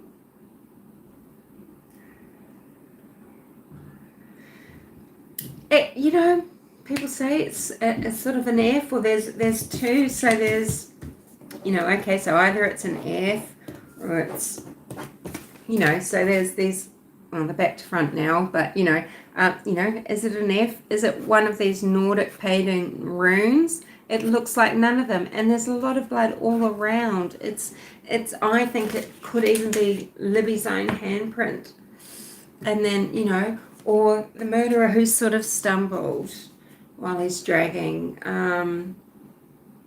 It looks like transfer from a hand. You've got just more of a solid bit, and it's right at, you know, it's right at that height a 5'5" man or a 5'4" girl would put their hand. It's right at that shoulder height.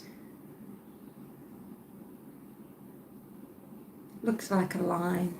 Yeah, and some of the videos don't show it very boldly anymore because it's kind of the exposure and everything of the picture makes it hard to see where the blood is. Yeah. So, you know, there's so many people that get involved in propaganda, and they are very convincing. Rather, people let themselves get convinced so easily, and you know, people should not be taking things at face value. Don't be so shallow about something that you can be so compassionate about. At least look deeply into it.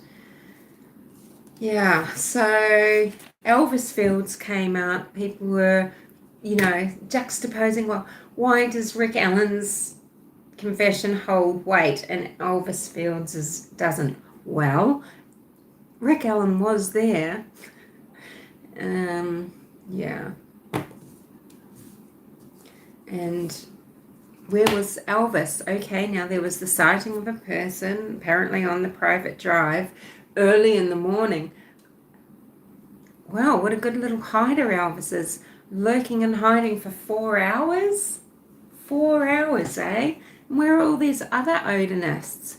Oh, now we start getting into the theory that, you know, well, this ritual didn't take place there, but they've just, you know, finished it off there by planting the girls at 2 a.m., you know, the special time of the how do you say, you don't actually say blot, you say blurt, or I can't remember, blot, something. You don't say blot. Yeah, so what else was in that I wanted to discuss?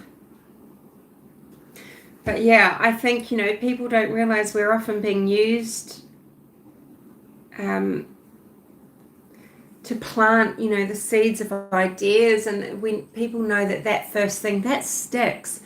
Something can be, you can think of 100 things, 1,000 things, right, that they get put out, and that's what people believe. Or there are people who believe that Nelson Mandela died in prison, and things like that, right? So, and you know, you can never delete that from their mind, and they never discover it their whole lives, and they believe something for decades of their life.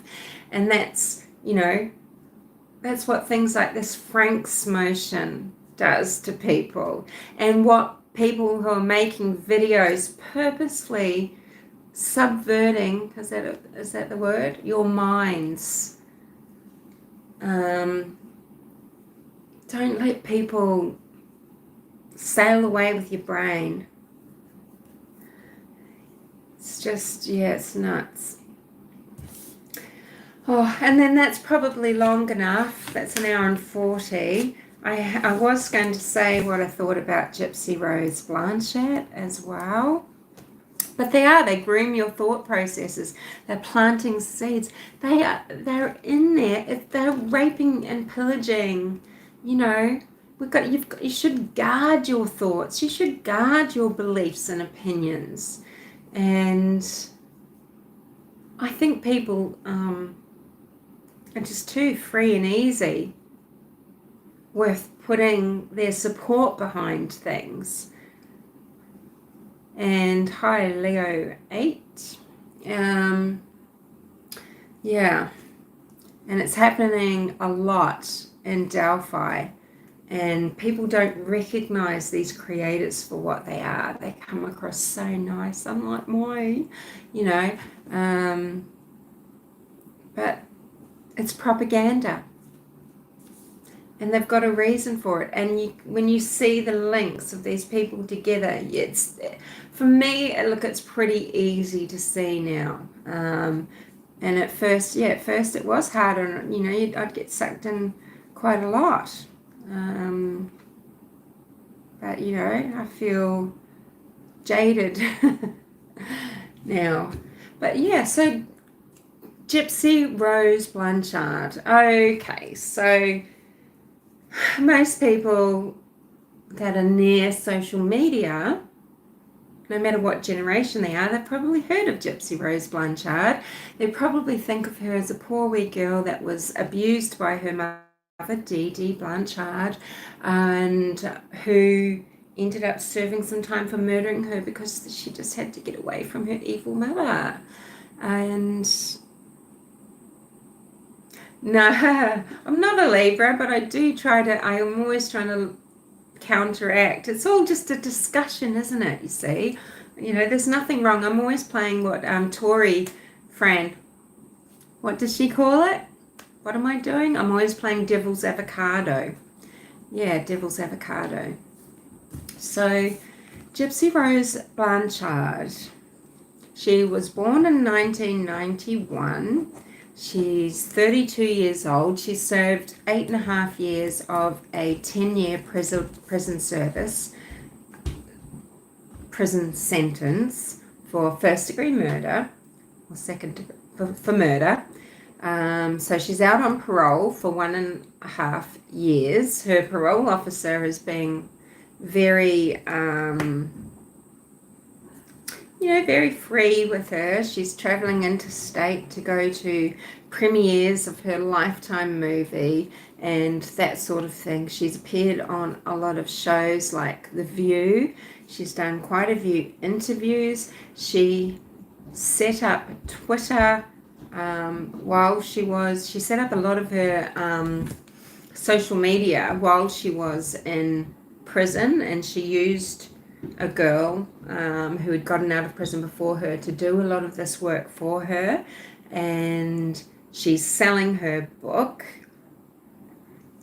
Is that called Released?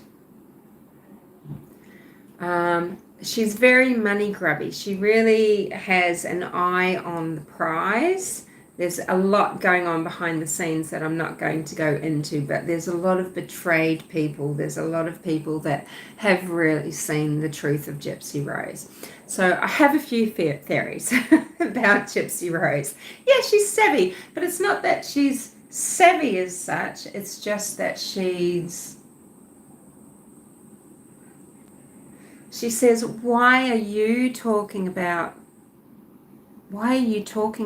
me in my book? I want people to buy my book, not come to you to get news about me, that sort of thing. Gypsy Rose is a sociopath, okay? Let's just state that. And there is an expert in FDIA, so factitious disorder, what's the I inferred onto another? Factitious disorder, someone tell me? Anyway, it used to be known as Munchausen's by proxy. Along with the name change comes a change in the DSM. Now, if you looked at D.D. Blanchard, so Claudinia Blanchard, Gypsy's mother, looked at her trying to profile her using the DSM now, she's not going to qualify maybe as Munchausen's by proxy. This is more a case of just straight fraud and of, being someone that was rejected by the father of the child. It's just going back to a family who have always been grifters. This is in the Blanchard family, with Dee Dee being subjected to MBP from her mother and also being raised in a way where she probably couldn't become anything but psychopathic. And this expert on FDIA has come out to say anybody who has grown up in an environment like that, so as a victim to someone, so even if Dee Dee doesn't qualify under the DSM now as MBP, some of the things that were in Gypsy's childhood would still, have these kind of effects. She says that those people shouldn't, as adults, be ever alone with someone vulnerable. So this could mean with a young teenaged person that might be socially unaware. It would mean not being alone, really that you shouldn't have children and you should not be alone with any child, or indeed probably a pet. Gypsy Rose now has a pet, because the compassion isn't there, and the deep motivation and internal subconscious drive to play games and to hurt and to twist and everything, it can't be, it's not going to be overridden. As soon as someone weak is in front of these people, these sociopaths, they activate. And this made me very sad. This made me very sad because Dr. John of Hidden True Crime has, I know he can't diagnose Laurie Vello because he hasn't sat in consult with her and treated her, but he said from what he can extrapolate that it is probably possible that she was a case of MBP towards Tylee, her daughter, and that made me very sad for Tylee, because to grow into, she would have been such a beautiful young woman, so smart, and to think that her life, to be a mum and everything, how that might have been impacted later, and how she might have really struggled to come to terms with her feelings about a child. And it just made me just super sad. So yes, it applies to the person harmed, because that damage is going so deep. It gives attachment disorder issues. Attachment disorder, this is at the core of creating people with personality disorders. And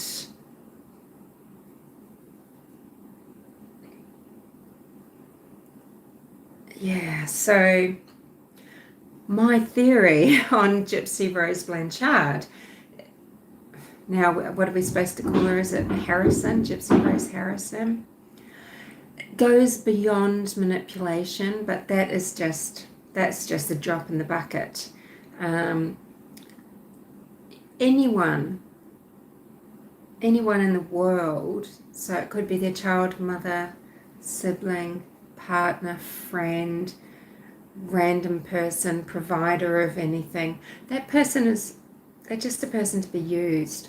They are there to serve whatever the wants and desires of the sociopath, what they are. And you get things like the splitting and the discard, and it's super dangerous. Yeah, I guess. Yeah, just, yeah, there's no, and it's, and because they can have something, maybe like cold empathy, or perhaps like, you can have empathy without, empathy just means that you understand someone's having feelings, right? But it doesn't mean you're going to act on them with any compassion for that person, right? This person doesn't feel any compassion. And that makes them very dangerous. So what I think happened with Gypsy, I think from a very young age, now of course, being told by a mother to pretend not to stand up and stuff, I mean, this is just what, this is brutal abuse. This is mental abuse, and this is really retarding your child's life and development, their freedom and just their autonomy, right? So that's something that Gypsy had to grow up with, and suffer. So that's real, and she was born with a crossed eye. She needed her eye operations. She didn't have good hygiene. Her mother never cared a jot for her hygiene, and Gypsy herself has said it. And she couldn't look after her hygiene on her own. That was something very difficult for her to overcome as she got older and her mother got sicker. So I think that's why she had to have some teeth pulled out, because she never brushed her teeth. I imagine she actually stank. She had gum disease, and she had tooth decay. And people like to say it's because, her mother was giving her a lot of medications. Well, her mother was putting numbing cream and things on her gums and lips to make her drool. And then she got Botox. She maybe had 2 salivary glands. She didn't have all her salivary glands removed. But she was going to a dermatologist. It was probably just being Botox, being paralyzed temporarily. So she needed her teeth out. She needed her eyes fixed. Children often need grommets. Now, this does concern me. Did Dee Dee, there is, people make accusations that Dee Dee did maybe damage her eardrums so that it would create inflammation and everything, but I don't know, because I think this was, the coerciveness of Dee Dee's behaviour to Gypsy. I don't know that she even needed to do those things, because, it is grooming, right? But from an early age, Gypsy's always known she could walk, and she always knew what she was gaining. I think for too many years before her adulthood even, but certainly for an entire adult life before murdering Dee Dee, she was complicit. And I think Gypsy Rose was thinking, how the fuck does this end? Because Dee Dee Blanchard was so sick, she was neglecting herself, and they'd been on a trip where Dee Dee had been in an ambulance in an emergency on 2 occasions. From Universal Studios, she collapsed and got taken away in a ambulance, and at Disney World. Where would this leave little Gypsy, the sociopath, the grifter? She had to carry out that whole, farce. Shit, now I'm stuck. Now I'm sitting here in this chair, and I'm still in character as this slightly mentally deranged very sick, sweet and innocent girl, and that would have been a very scary proposition because she's looking at prison herself for fraud and federal fraud. So what would happen if, when out and about, one of Dee Dee's turns ended in death? One of the things she had was diabetes. She was extremely poorly, and there'd been a lot of dropping off of Dee Dee, of doing anything at all, and Gypsy was probably actually looking after her. You're off there, JK. See you later, mate. Have a good night. See ya.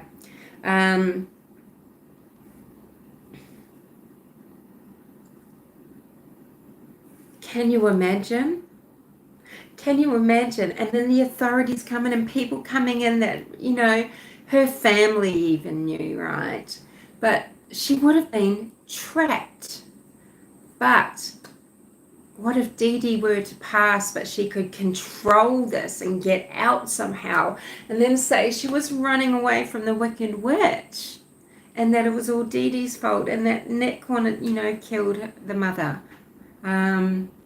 I think she's that conniving, and I think that's why she did it. I don't think she, sure, to escape Dee Dee, but she just wanted to move on with life, right? And maybe she thought she wasn't going to get, because I think she thought she wasn't going to get prison at all, because she wanted Nick. She framed him. Whether or not he's a psychopath too, I don't think all murderers are psychopaths, but he's certainly a sick fuck. He really, but I don't think it's clear who introduced him to PORN. That could have been Gypsy. She tries to make out that the McDonald's incident, where Nick Godejohn, who has a life sentence for the murder of Dee Dee, she tries to make out that Nick Godejohn, before I knew him, he did something lewd at McDonald's. I couldn't believe it. She'd known him for a year. Who knows what she introduced him to, because she met him on a Christian dating site. It's really messed up, Miracle Hearts. Yeah, so, she pretty much immediately is throwing him under the bus. That's what those Facebook posts were. She intended them to read as if Nick had written them. She was using his computer. Gypsy Rose is smart. She's cunning. She's smart. She can walk all over Nick Godejohn. So she sent Facebook messages. She wrote them, She posted them on her Gyp D Blanchard account that she shared with her mother. The bitch is dead. I slashed her up, and I RAPE'd. I know we normally say those words here. Her sweet and innocent daughter. Oh, the sweet and innocent daughter. She thinks that she can do... Oh, that's right. I just remind people that I'm just that sweet and innocent daughter. The girl singing for the Brain Cancer Society in her wheelchair, acting 7, pretending to be 14 when she's 18 years old. And when she had... Yeah. It was on the Facebook of the mother and Gypsy, one that they shared, but done from Nick Godejohn's computer and written from, in his person, but she wrote it. And she just thought that she was getting him put in the slammer. She'd just carry on with her life, maybe go back to Dan. She's always, when she's with Nick, she's thinking of Dan. When she was, with Ryan, she's thinking of Ken, yeah.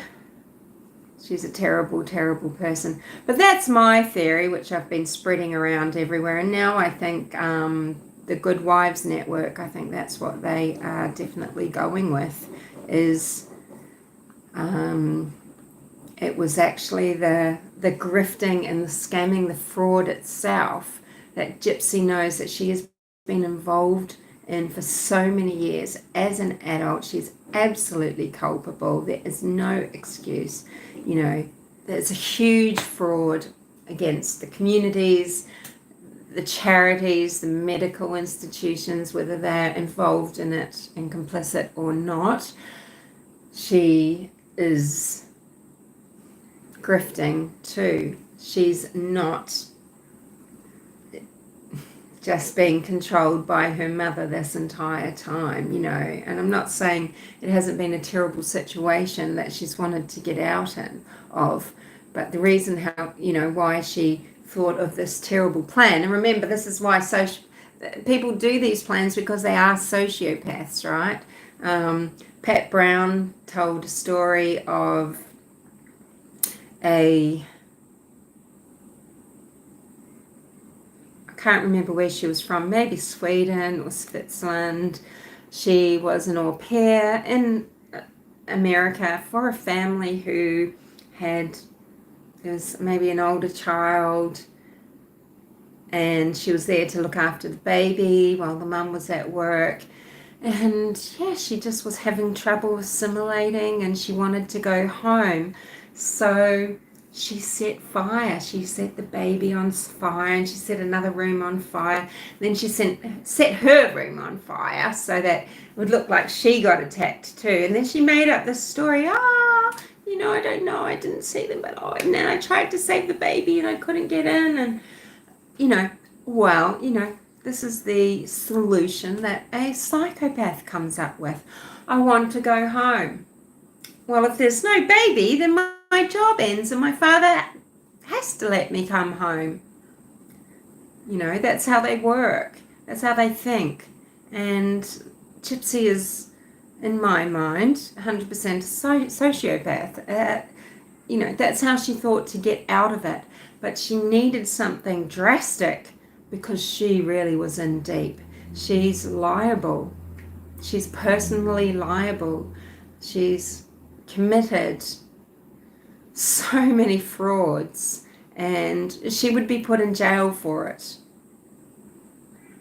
So she wanted to try and do it in such a way where it looked like, where she could still play the victim, but she could come out of it to be the person, to be herself and to drop the charade. And she's thinking, well, if my mum's gone, then I can say, now that my mum's gone, I've been released from her jail. I can be myself. She's made me not able to walk.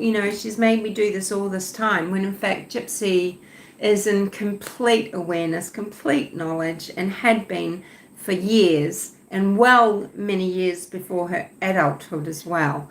So I think, so that's why she did it. She had to prevent being caught in a situation where she was stuck in that facade. She had to control the event of her mother's death. It's just, it's pretty diabolical, really, I know. And it's just so other, and people are just making all these rational suggestions. But when you're talking about a sociopath, why are they making rational suggestions? And actually, that's why I was actually gobsmacked at Pat Brown talking to Gypsy as if she was a human being. And people are applauding her for saying, oh, it's so nice that someone is giving her the mothering that she has not had all her life. Well, you're wasting your breath. You're talking to a sociopath. If there's a way that Gypsy can use Pat Brown standing behind her now, she fucking will. So, but, no one is safe. And as I said in the description to this live, Gypsy Rose is a ticking time bomb. She should not have a baby. Gypsy is a person that will have a baby to keep the attention coming. If attention dies down because just life, people just lose interest, and the 15-second attention span's gone. She will create it. She will create something. No, Pat Brown's not helping Gypsy. There have been a lot of people helping Gypsy. Fran, if you go to the Good Wives Network on here, and you can go and listen to Fancy and Colleen. Fancy has been working on Gypsy Rose's story, I guess you could say, for 7 years, and for 3 of those years was in close contact with Gypsy Rose. She was... I've just discovered this lady. I heard of her through Hidden True Crime because Dr. John and Lauren Matthias were talking about Fancy all the time. Fancy is this lady's, it's always been her stage name. I think her real name might be Francine or something like that, so her name's Fancy. And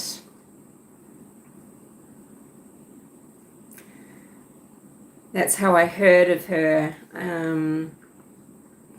So she's been re-uploading a lot of, they're not very well produced, so have to bear with some of them, but some of the more recent lives, they're a bit more coherent and easy, and they're just talking about the case. But so she had 3 years where she was really close with Gypsy and involved with a lot of stuff because she was going to making a documentary, and was involved with Kirsty, with Rod, meeting up with the Blanchard side of the family and everything like that. She's got a lot of information. She's got the medical records because how Dee Dee says they were destroyed in Hurricane Katrina. Well, Dee Dee kept very good records, and actually there were records that Dee Dee physically had herself, and the truth is out there, because what it shows is, this medical fraud where these operations were not happening to Gypsy when Gypsy was going to, there's a possibility that actually some of the times that they were saying Gypsy was in hospital, it was filmed in the spare room. They had a medical bed in there, in their Louisiana home, that they were gifted.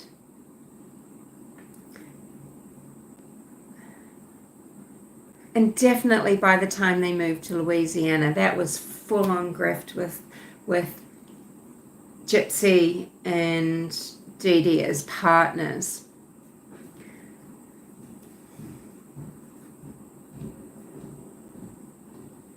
The medical records show that Gypsy was getting the eye operations you need when you have, a lazy eye.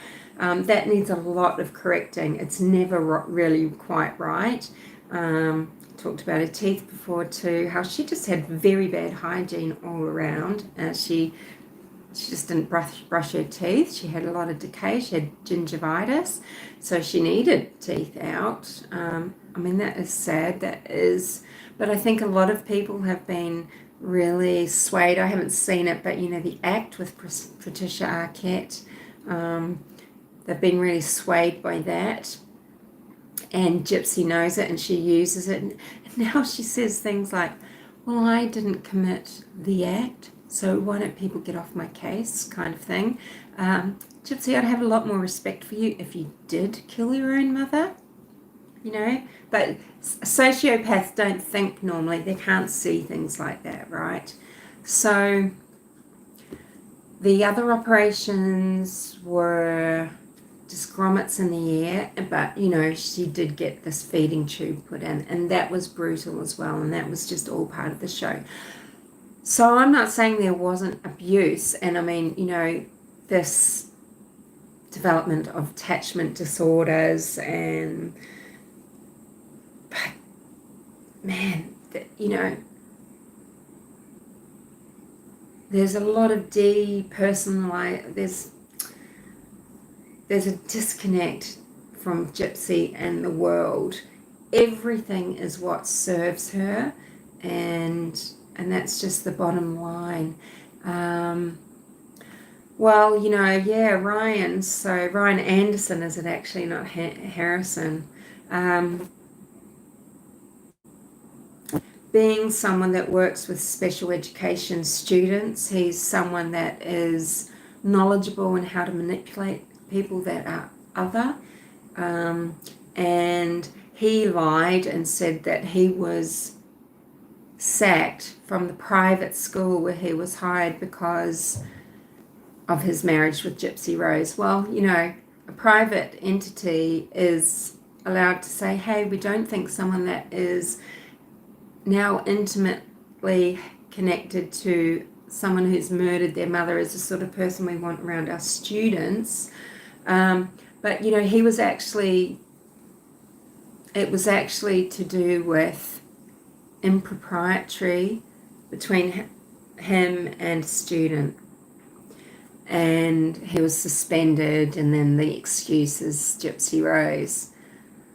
So he's a bit divisive as well, because number one, he's wanted to have a relationship with someone who is in prison and in prison for murder. And when he would have first become aware of Gypsy Rose, he would have seen the older, Mommy, Dad and Dearest, etc., when she hadn't perfected now. Whatever persona she's taken on now, there's fire, I'm living my best life. She's learned that by she's taken that on. She's just mirroring. There's nothing inside. She doesn't, so she's mirroring that. That's just what she's mirroring now. But at the time, it was harder for her when she came out of that phase, when she was in prison. She can't hide her smart, her deepest delight and everything. Just watch that interview when she's in she's quite young, she's in the striped uniform, and she's saying, I wasn't even honest with my lawyers. And you'll see what I mean. And now she has much better control. But I can imagine. So the channel is the Good Wives Network. You should find it easily. Just put Gypsy Rose, the Good Wives Network. So I watched Mommy, Dad and Dearest. I watched another documentary. I've watched all the interviews of her and Nick Goddard-John. You just see, she's, when you see it, you can't unsee it, and you'll see her transparency, her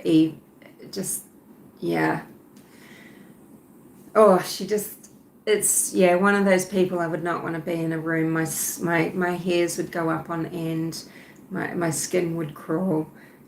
But so Ryan is kind of in the position of being, there's something not right with him because of who he wants to be with and how he met her. And here we have a special ed person who has been used to looking at vulnerable people, and now we know that he has exploited one of these vulnerable people in his care. And he's looked at that, and he's fantasized that there's a fly on that is what he wants for himself, not knowing what he's getting into, because he was seeing the persona of Gypsy Rose. So he is both just getting what he deserves, and he needs to watch his back, because he's going to get finished one way or the other. So yeah, her whole family is problematic, right? Her whole family's problematic. I think Rod did as much as he could with getting cash there. While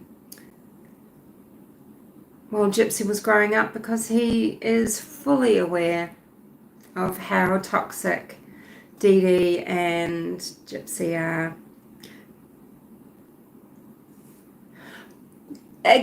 Who knows, Dave? It's been very... hasn't been very often lately. It's very random. Maybe next week. early next week or something. Just depends. The muse takes me. Thanks for being here.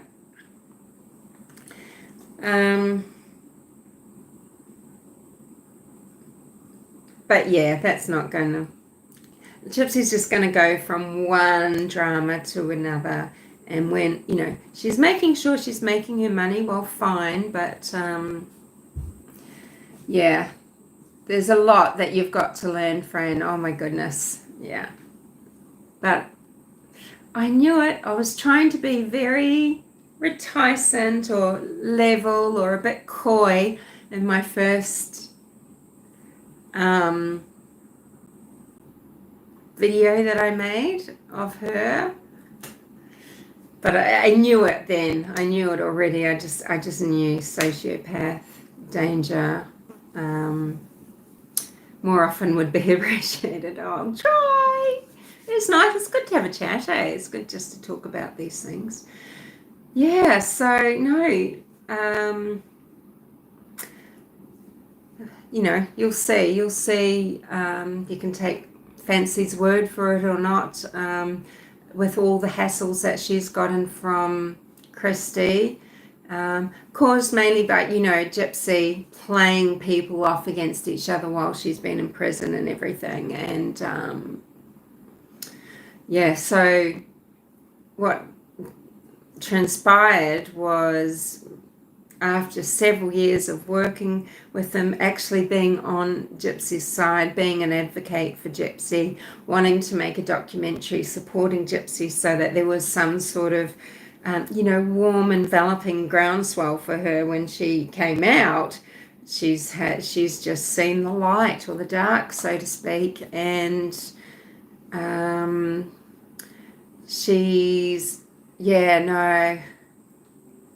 never trusted her.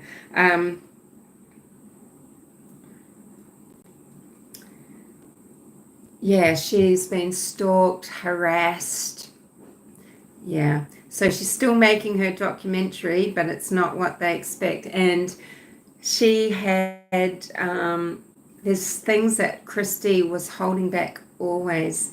She was helping get a lot of paperwork for Fancy, but there was certain things that, she was just dragging her heels on, and it's because they've just been complicit the whole time too, whether it's just because they've just watched it all happen and just let it all go on.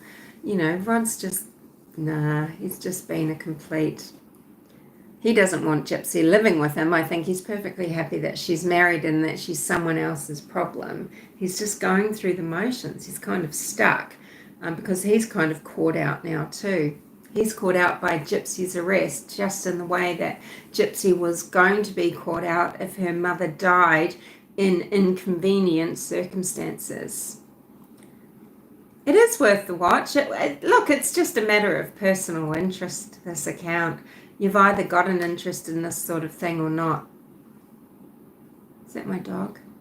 Hang on.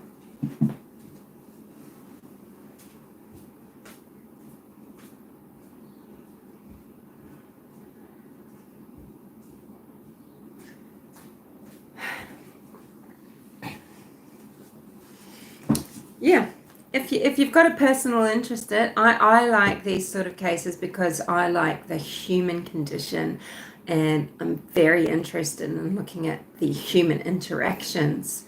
Which is what, another thing that I was getting trolled for. You said, why is she just talking about this shit? This isn't fact, because I wanted to see what people, I was just putting forth, wow, can you imagine,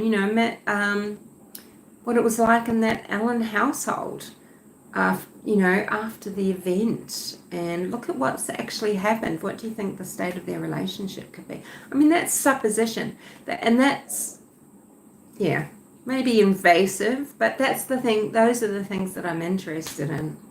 So, that's, I guess, why, I don't want to give her any airtime or time of day, but I feel like I need to watch her like a hawk because I definitely think that she is a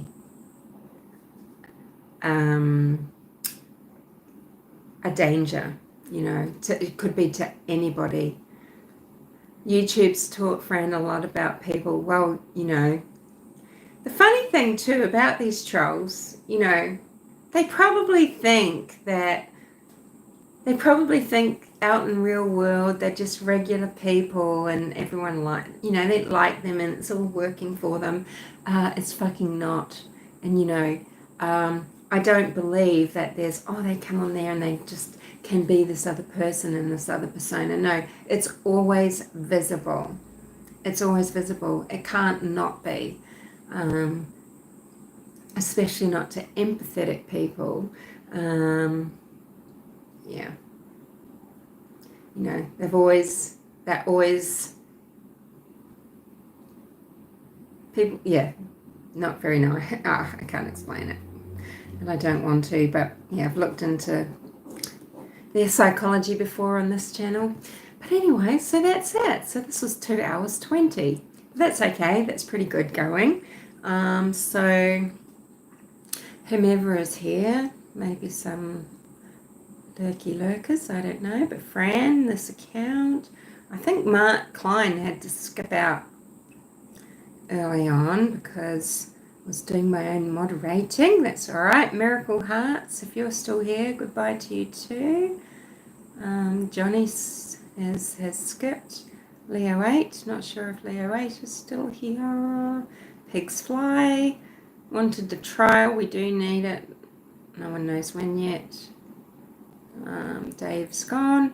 Yeah, thank you everyone that's popped in, and everyone who might watch it. Hopefully when you're watching a replay, if you do, just pop it on ×2. I watch everything on ×2. Have a good one, this account. Yep. And Miracle Hearts, and Fran, yeah, thanks everybody. And we'll speak again soon. I mean, there's gonna be stuff. So, hopefully we're not all Delphi'd out. But yeah, anything can happen. See you later.